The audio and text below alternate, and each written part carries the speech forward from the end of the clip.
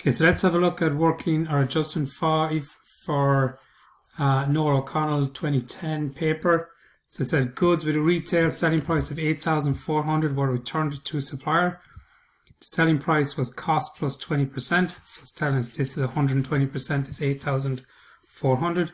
The supplier issued a credit note showing a restocking charge at 10% of the cost price. No entry was made in respect of this restocking charge. So basically what they're saying is that we return goods. We would have recorded those returns in our accounts by decreasing our purchases and decreasing our creditors. But it's telling us that the supplier charges 10%. So you didn't receive 100% in the credit note that we received. So we need to find out how much this restocking charge is, add it back onto our purchases and add it back onto our creditors. So first thing we're going to do is we are going to find out how much is 100%. So 120% is equal to 8,400. So 1% is equal to 8,400 divided by 120. So 100% is equal to 70 multiplied by 100.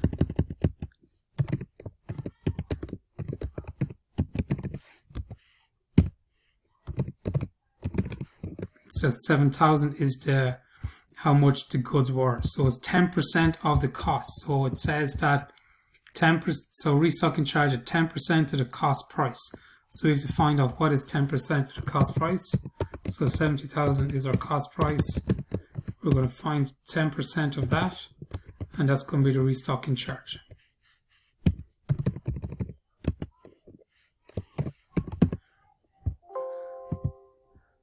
So multiply by 10%. So 700 is the restocking charge. So we need to increase our creditors by 700. So our creditors from the question 1,200. Sorry, 120,000. Restocking 700. So we're going to add those two together to get our new creditors figure. So 120,700. That'll go into your balance sheet as part of your current liabilities. And then we also need to adjust our purchases with that 700. So we have an adjustment already with our new figure for purchases of 429,200. So we need to add on the restocking charge of 700.